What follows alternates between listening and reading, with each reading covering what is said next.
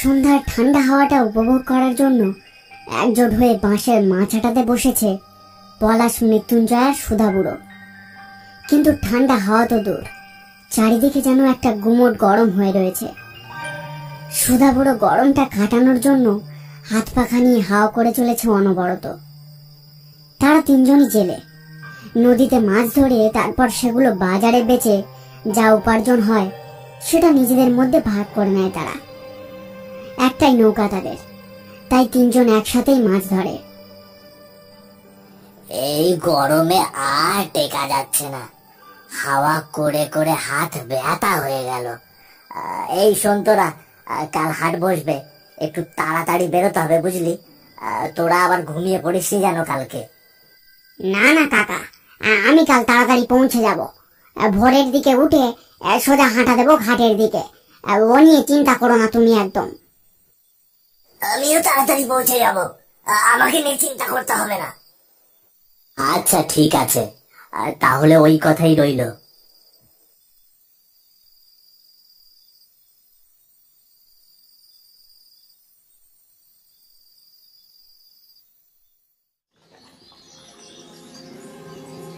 একরাশ আলো ছেড়ে নদীর বুক ছাপিয়ে ধীরে ধীরে উঠতে শুরু করেছে সূর্যটা। তার সাথে ঝাঁকে ঝাঁকে জাল ফেলে চলেছে খাইতরা গ্রামের লোকেরা। জাল ফেলে মাছ ধরাটা তাদের রোজকার জীবিকা। ভোরে ভোরে সবাই বেরিয়ে পড়ে নিজেদের জাল কাঁধে করে। কেউ কেউ নিজেদের ডিঙি টেনে নদীর মাঝে গিয়ে মাছ ধরে, আবার কেউ প্রাচীন পদ্ধতিতে নদী থেকে ডুবন্ত নৌকা উঠিয়ে মাছ ধরে এক অসাধারণ পদ্ধতিতে।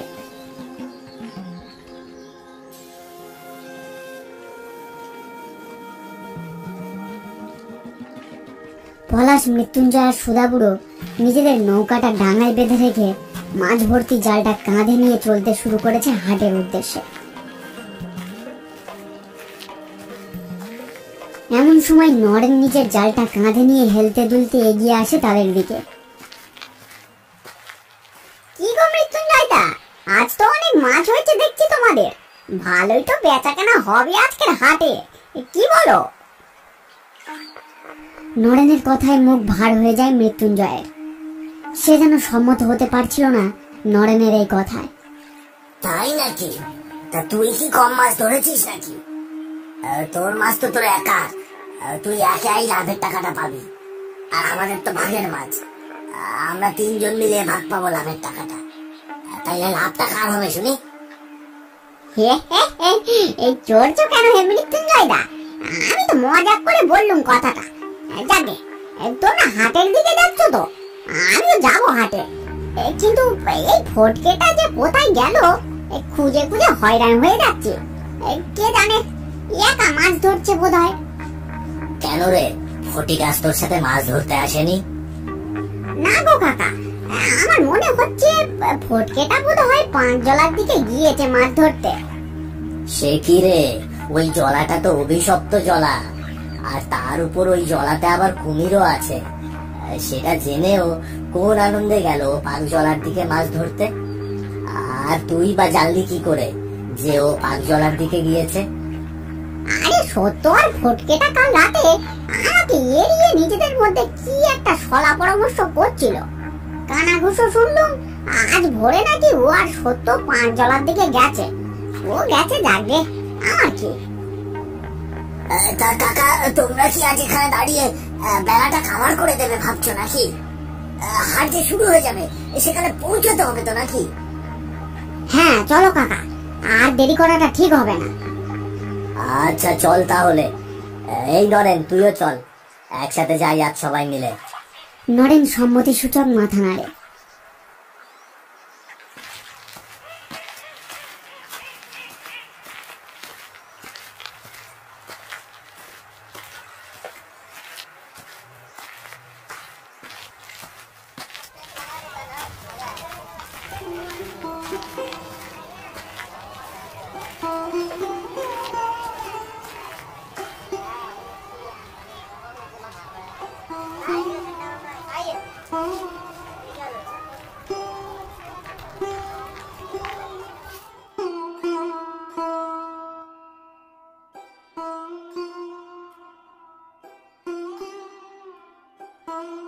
হাটের শেষে পলাশ আর সুধাবুড়ো বসে আছে বাঁশের মাচাতে।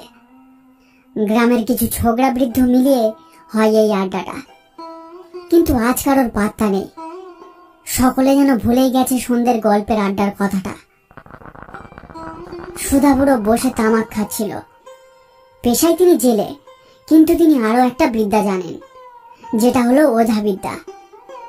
কিন্তু তিনি ওঝাগিরি করে কারুর থেকে আজ পর্যন্ত একটা টাকাও নেননি।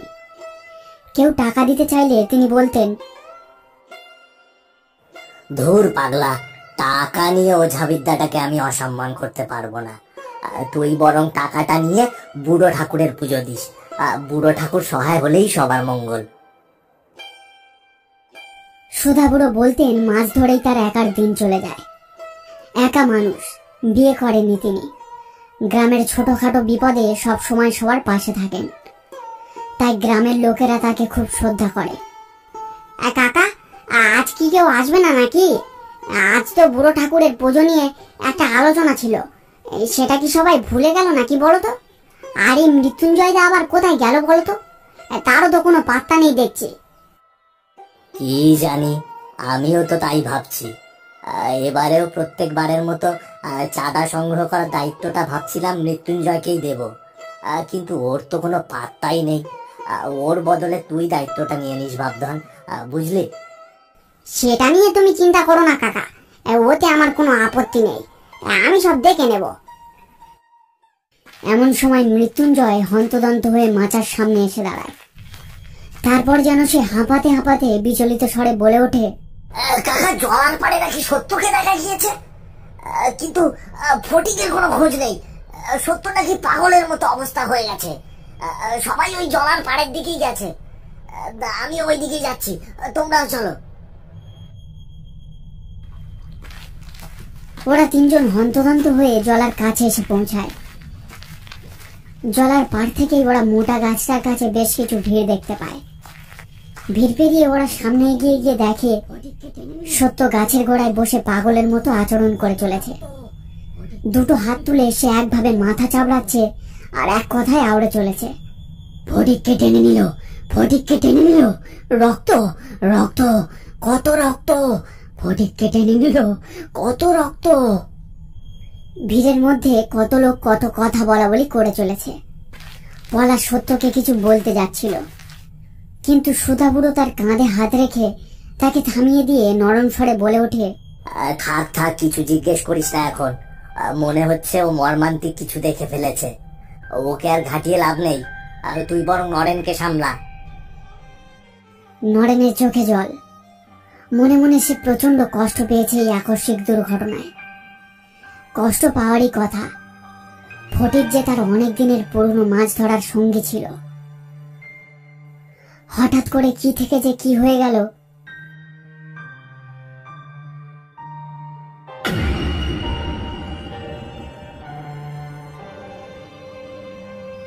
বাঁশের মাচাটাতে বসে পলাশ, মৃত্যুঞ্জয় আর সুধাবুড়ো আবার ঘটনাটা নিয়ে আলোচনা করছিল। আসলে এমন কিছু হয়ে যাবে তারা ঠিক বুঝে উঠতে পারেনি। এমন একটা ঘটনা কিছু বছর আগে ঘটেছিল, কিন্তু সেটা তেমন বড় ছিল না।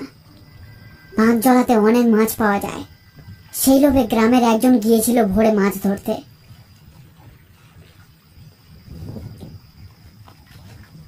সেখানে সে একটা কালো ছায়া দেখতে পায় জলায়। সেটা দেখে সে আকস্মিক ভয় পেয়ে যায়, কিন্তু তার কোনো ক্ষতি হয় না। তারপর গ্রামের কেউই ওই জলাতে যেতে সাহস পেত না। বেশ কিছুদিন আগেই জানা গেছিল যে ওই কালো ছায়াটা আসলে কুমিরের ছিল, কিন্তু সেটা জেনেও বাকি গ্রামের বৃদ্ধরা কত আগে থেকে ছড়িয়ে দিয়ে গেছিল যে ওই জলাটা অভিশপ্ত। ওই জলায় নামলে কেউ বেঁচে ফেরে না। বুঝলে কাকা, আমার মনে হয় এই সত্যদা মিথ্যে বলছে। আমার কেমন যেন একটা সন্দেহ হচ্ছে। ঠিক বলেছিস, আমারও কেমন একটা সন্দেহ হচ্ছিল।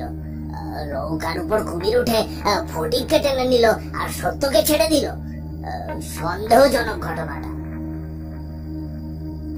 আরে বোকার হদ্দরা, এও তো হতে পারে যে ফটিক জাল ফেলে মাছ ধরছিল, আর সেই সময় কুমিরটা এসে জালে টান দিয়ে ফটিককে জলে ফেলে দেয়।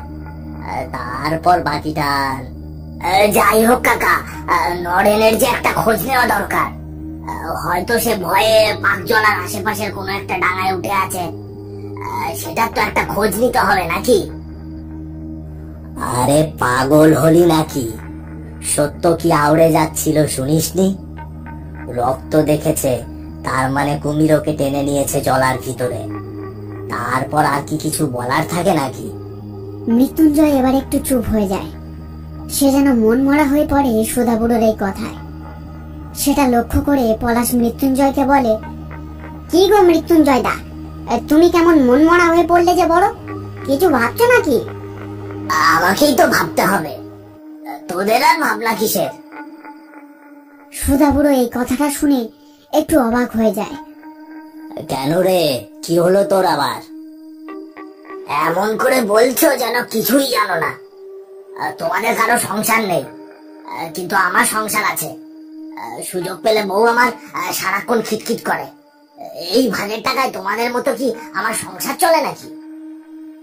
বুঝেছি। তা হঠাৎ এমনটা মনে হলো কেন তোর? এতদিন ধরে তো আমরা ভাগে মাছ ধরছি, তা আগে তো তোর এই কথা মাথায় আসেনি। হঠাৎ করে?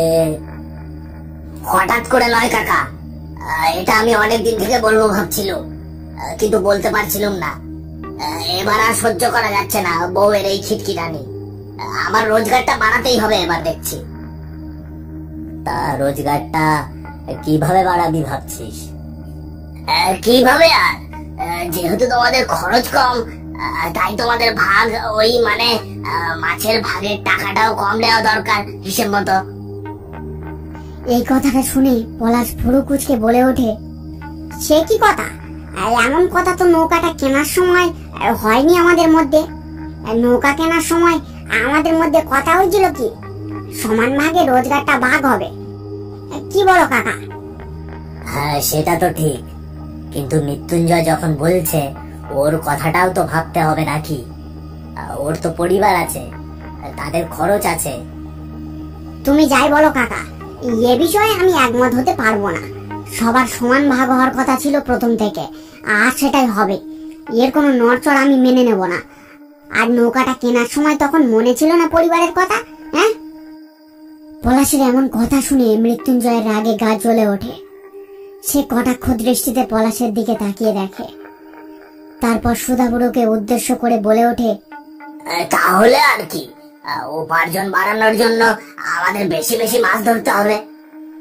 আর বেশি মাছ এখানে কোথায় পাওয়া যায় সেটা তোমাদের বলে দিতে হবে না নিশ্চয়? সে কি রে, তুই আবার পাক জলায় গিয়ে মাছ ধরবার কথা ভাবছিস না তো? আজই একটা দুর্ঘটনা ঘটে গেল ফটিকের সাথে, তারপরেও কিভাবে সাহস হয় তোর ওই জলায় মাছ ধরার কথা মনে করিস? বাদ দাও তো কাকা, ফটিক অসাবধানতায় পড়ে গেছিল হয়তো জলাতে, সে ভুল কি আমরাও করবো নাকি? না না, ওই জলাতে যাওয়াটা ঠিক হবে না। অভিশপ্ত জলা ওটা, কারো না কারো প্রাণ নিয়েই নেবে ওই জলা। ওখানে যাওয়া একদম উচিত কাজ হবে না আমাদের। তুমি কি করবে দেখো কাকা, হয় ওই জলাতে চলো, নইলে তোমাদের ভাগের টাকা কমিয়ে আমার ভাগের টাকা বাড়াও। গোড়ামিগিরি করলে আর চলবে না। না না, ভাগের টাকা নিয়ে কোনো নড়চড় করা চলবে না। কাকা, তুমি বরং রাজি হয়ে যাও, ওই জলাতেই মাছ ধরতে যাব আমরা এবার থেকে। তোরা যখন মদ বানিয়েই ফেলেছিস, তখন আর কি করার। ঠিক আছে, কাল ভোরেই তাহলে যাওয়া হবে পাক জলার দিকে। শুধু বুড়ো ঠাকুর রক্ষে করলে হয়। ঠিক আছে কাকা, তাহলে ওই কথাই রইল। কাল থেকে পাক জলাতে মাছ ধরা হবে, কিন্তু কাল একটু তাড়াতাড়ি বেরিও। রাতে বেরিয়ে সকাল সকাল ফিরে আসা যাবে জলা থেকে। ঠিক আছে, তাহলে চল, আর বসে থেকে কাজ নেই। অনেক রাত হলো, কাল আবার তাড়াতাড়ি উঠতে হবে। হ্যাঁ চলো কাকা।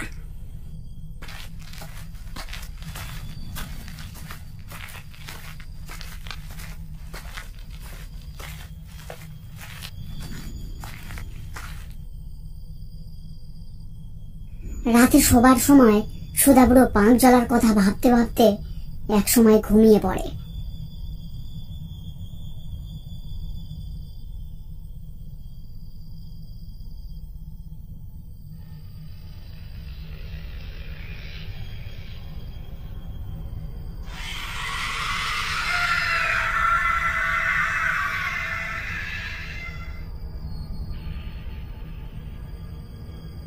রাত থাকতে থাকতে সুধা বুড়ো জাল কাঁধে নিয়ে বেরিয়ে পড়ে।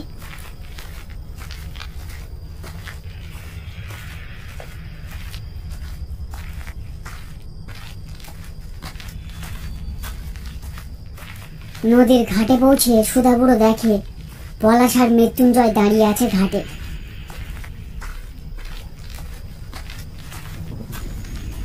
এই রে, তোরা এসে দাঁড়িয়ে আছিস, আমার আসতে একটু দেরি হয়ে গেল।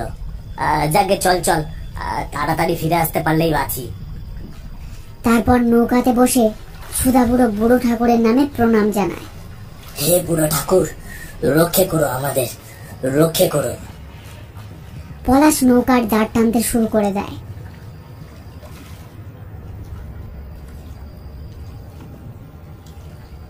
চারিদিকে একটা ঠান্ডা হাওয়া বয়ে চলেছে। নৌকাতে মৃত্যুঞ্জয় বসে কি যেন একটা ভেবেই চলেছে। সেটা পলাশ দাঁড় টানতে টানতে লক্ষ্য করে। কি গো মৃত্যুঞ্জয় দা, এমন বসে থাকলে হবে? একা দাঁড় টানতে টানতে হাঁপিয়ে যাচ্ছি যে, তুমিও হালটা ধরো। হ্যাঁ, আরে চলেই তো এসেছি, আর মাত্র একটু পথ। তুই বাকিটা টান না, ফেরার পথে আমি হালটা ধরবো না হয়। পলাশের এবার একটু রাগ হতে শুরু করলো। নিজে ডেকে আনবে, আবার কাজের বেলা অষ্টরম্বা।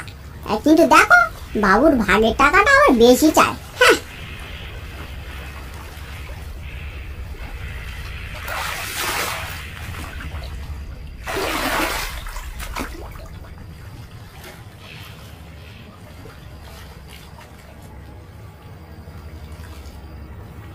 বেশ কিছুক্ষণ নৌকা চালানোর পর ওরা পৌঁছে যায় পাকজলাতে। পাকজলার চারিদিকে যেন ঘুটঘুটে অন্ধকার হয়ে রয়েছে। পলাশ দাঁড় টানা বন্ধ করে জালটা তুলে নেয় হাতে। কাকা, আমি এখানে জালটা ফেলছি, তোমরা একটু চারিদিকে লক্ষ্য রেখো। কুমির দেখা পেলে জালটা ঝটপট তুলে নিতে হবে। আচ্ছা। মৃত্যুঞ্জয় তখনও স্থির হয়ে বসে রয়েছে। তার যেন কোনো ভয় নেই। চোখে মুখে একটা কুটিল ভাব প্রকাশ হয়েছে তার তখন। পলাশ তখন জালটা সাজিয়ে নিয়ে ছুড়ে দেয় জলাতে। নৌকার উপর রাখা লণ্ঠনটা তখন মিটিমিটি জ্বলছে।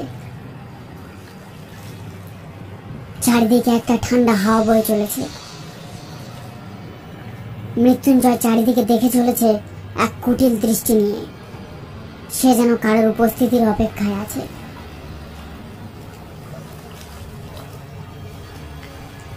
চারিদিকে দেখতে দেখতে হঠাৎ সুধা বুড়োর চোখ একদিকে গিয়ে আটকে যায়। দূরে ওটা কি দেখা যাচ্ছে? কুমির নাকি?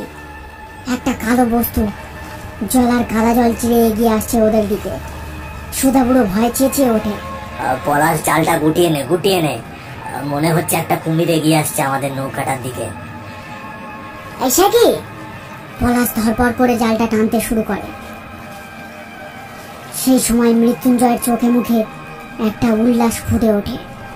সে দাঁড়িয়ে ওঠে। তারপর ধীরে ধীরে পলাশের দিকে এগিয়ে যায়। তারপর একটা জোরে ধাক্কা দেয় পলাশকে। পলাশ ছিটকে পড়ে জলাতে। এ কি? এটা কি করলি? কি করলি তুই? পলাশকে ঠাড়া মেরে ফেলে দিলি কেন?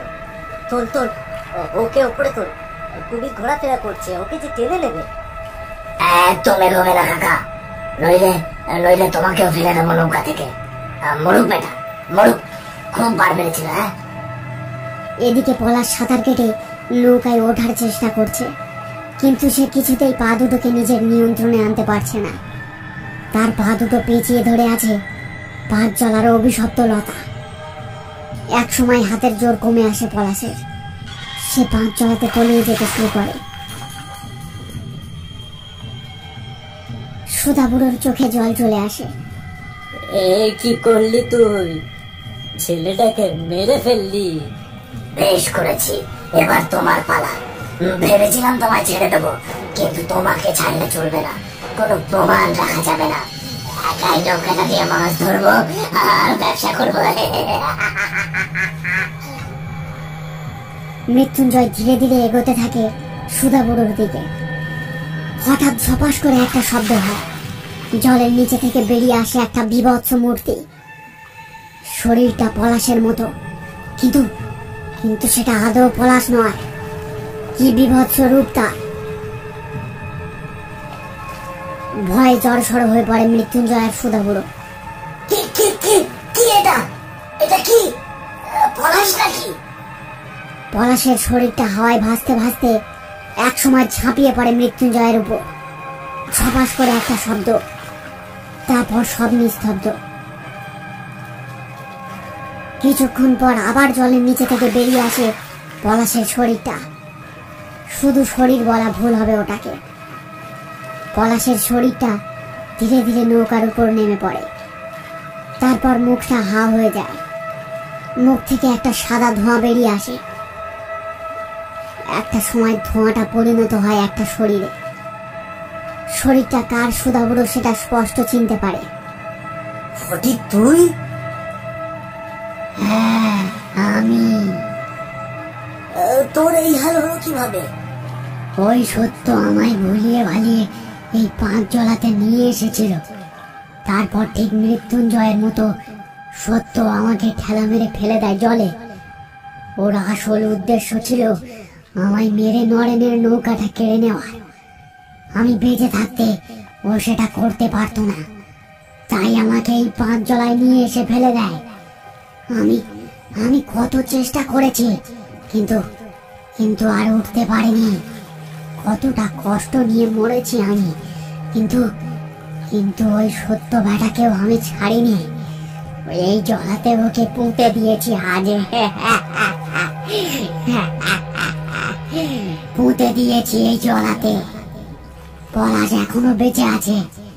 কিছুক্ষণের মধ্যে ওর জ্ঞান ফিরবে। ওকে নিয়ে বাড়িতে চলে যাও আর এসো না এই জলাতে।